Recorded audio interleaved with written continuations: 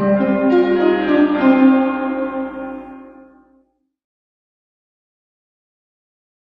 evening, everyone. I'm meteorologist Bill Kelly. Temperatures 15 to 20 degrees cooler than it was at the same time yesterday. We've really seen this cell up to the north get bigger. It's up around Lewis Center, Alum Creek just to the south. Here's Hoover Lake. You got Westerville. This is dual polarization radar. It's the most recent technology. It's what we use in central Ohio.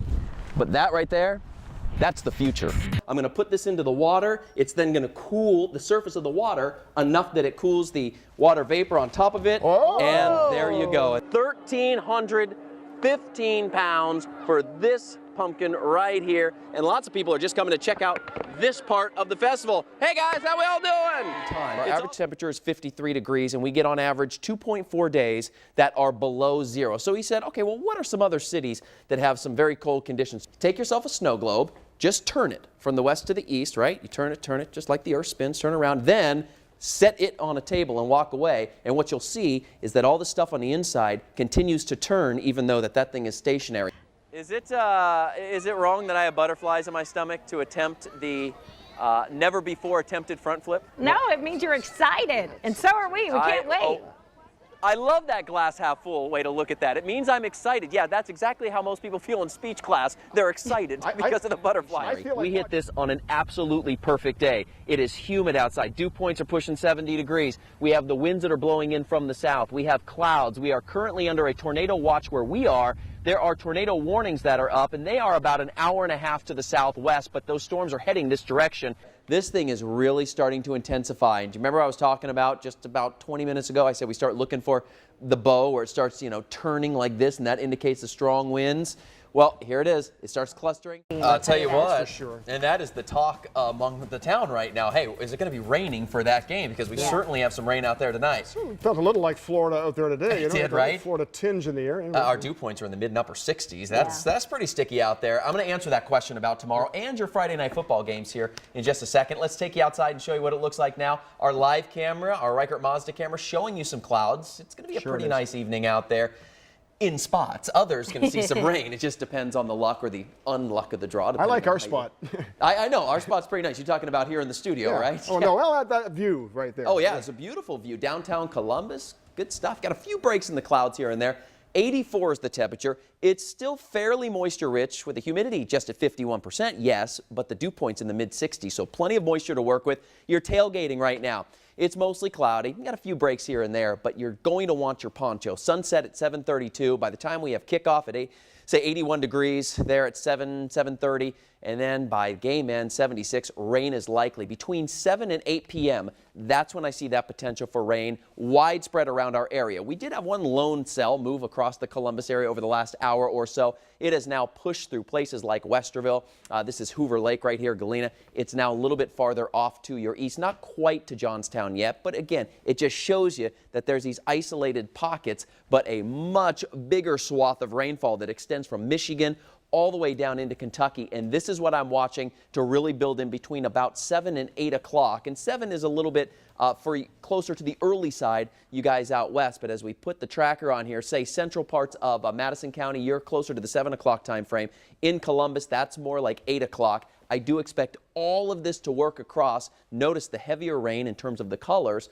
Also, some cloud-to-ground lightning strikes. You can see that on our lightning tracker here. But some good news, you see all of that. When we look at our current warnings, there are no severe thunderstorm warnings. So definitely some heavy rain, definitely some lightning. But at this point, as I'm looking at the history of this storm, nothing to the severe level. We are in the slight risk category tonight. This is from the Storm Prediction Center, and this does include parts of Franklin County, including Columbus. So I like the way this model is handling it. You can see the rainfall pushing in right around 8 o'clock or so. The green is the rain. The yellows and the oranges are the heavier rain showers. We're going to have some gusty winds, too, up to about 15, 20 miles per hour or so.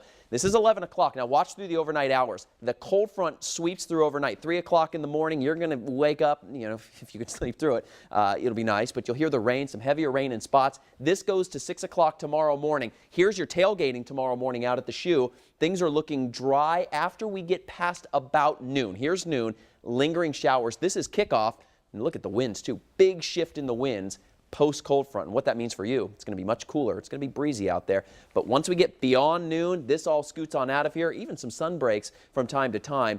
It's in the mid-80s today. Tomorrow, how about 72 for the high temperature in Columbus, 70 in Delaware, 69 degrees in Marysville. And last but certainly not least, your forecast. Once this crosses, say, noon tomorrow and beyond, man, go ahead and wash the car. We are in for a drying trend. Not only dry, but mild. Normal high is 75 this time of year, guys.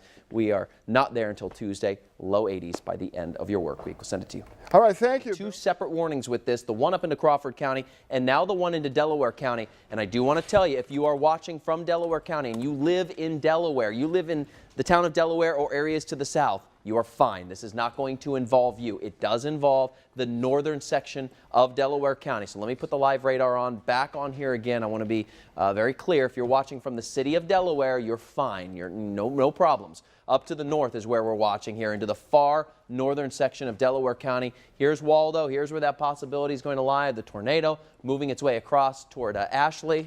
Thank you, Michael. Tornado warning. Here it is, the official warning. And that's what you're hearing there. Morrow County has just been extended into that warning as well till 9:30. Okay, so that's also, go ahead and print me that one up if you will. That's for Morrow County because of the same system. Of course, Morrow County right here, Delaware County right here. This is a radar indicated tornado located, capable of producing a tornado located near Delaware State Park, moving southeast at about 25 miles per hour. And of course, in addition to the tornado, as we've been talking about all night, the storm is capable of producing golf ball size hail and very destructive straight line winds. And winds are going to be very problematic. And what often happens too is things like trees. You know, you get some very heavy rain, you get some saturation on the ground, you get a wind gust of 60, 70 miles per hour. Even if it's not a tornado, then you have those trees that could go down. Our storm spotter, Aaron Rigsby, is in Delaware County. Thank you, Michael. Aaron, are you with us right now? Yeah, I am. Where are you at specifically? We are just north of Ashley, and I tell you, I have never seen structure like this in Ohio before. Really? The wall cloud is rotating big time, and the wall cloud is literally scraping the ground. And Okay. the structure on this, there's just a huge mesocyclone. Now, you're north of Ashley. Are you seeing that off to your west?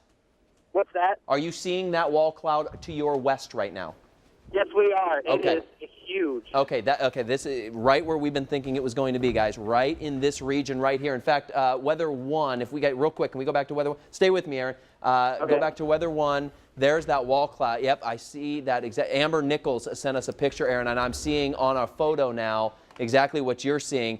This is one of those situations where this is as close as you're going to get to producing a tornado. Are you seeing, how far away from you would you estimate this is, Aaron? And we can go back to weather 2, by the way, if you can. Thank you. What's that? How far away do you estimate it is from where you are? It is probably maybe a mile and a half to my west. Mile and a half? There is a ton of inflow to this. This thing is not showing any signs of weakening. It's just getting stronger and reorganizing and getting better. And you're north of Ashley? Yes, we are. We are just north of there. Okay, so you said about a mile and a half, somewhere in there, from what you Yep. can guesstimate. So that would put it about right in here. So if you are watching from the town of Ashley, and this thing's moving, so if you're a mile north of Ashley, Aaron, I would get south. I would keep moving very. How are the roads out where you are? Yeah, it's reorganizing definitely. The wall cloud is just getting bigger. I've never seen this in Ohio before. It's something I'd usually see in Oklahoma. Okay, right. I mean, yeah, this is a very dangerous situation. Andrew, can you throw on the Columbus radar, the high-res radar? I want to see this, and I also want to do a vorticity scope on this, if you would do that for me as well. Head on back. Here it is, down to the south. There's definitely, there's Waldo. Let's go back this way. There's definitely a little hook appearance to this, Aaron, and we're seeing on vorticity, we're definitely seeing a signature there that has that potential for it to produce a tornado. And we're looking at these winds anywhere between like 70, 80 miles per hour in terms of the rotation there. You said, how did you say the streets were? Is it fine? Are you able to get out of there and head to the south? What's that? Are you able to get out of there and head south and put the foot on the gas there, or is it backed up on the highway? Yeah. We got a main south option. We are right here on a country road. Okay. I'm not really sure what road we're on, but yeah, we have a south option that we can dive south right away. Okay. Well, keep us updated. If that thing produces, I want you, and you have a confirmed tornado on the ground, I want you back on the air in a split second. So if you don't mind, I'll just have you hang on the phone, producers in the booth, if you would just kind of just keep them on the line. and then you just tell them if you see this, let us know right away, and we'll check back in with you. Thank you so much. It's very helpful information to have a trained spotter out in the field to help bring you guys information, you folks watching, as to where that potential tornado is going to be in parts of this area.